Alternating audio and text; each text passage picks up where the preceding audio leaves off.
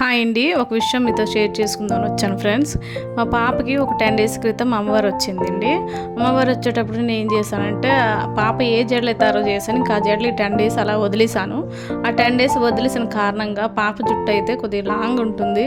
ఆ జుట్టు అంతా చిక్కులు పడిపోయి ఎలా అంటే చిక్కు తీయడానికి కూడా వీలు లేకుండా అయిపోయింది. ఇంకా అంటే 10 డేస్ పాప జుట్టు మీద దువ్వును పెట్టకూడదు కదా తల మీద, ఇంకా అందుకని దువ్వలేదు. ఇంకా దువ్వకపోవడం కారణంగా జుట్టు అయితే చూడండి ఇలాగైతే తయారైంది. ఇంకా చాలా అంటే చాలా దారుణంగా తయారైంది.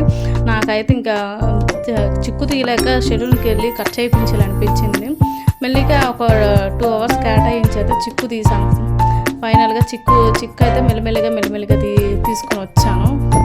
ఇంకా ఇలాగైతే మీరైతే చేయొద్దు. ఈ వీడియో మీ ముందు తేవడానికి కారణం ఏంటంటే, ఇప్పుడైతే అమ్మవారు ప్రతి పిల్లలకి వస్తుంది. ముందుగానే పిల్లలు వచ్చేటప్పుడు ఏంటంటే ఆయిల్ పెట్టేసి 2 జడలు వేసేసి ఎప్పుడైతే మనం పత్రికిస్తామో అప్పుడే జుట్టు అయితే విప్పండి ఫ్రెండ్స్. అంతవరకు ఓపెన్ చేయకండి.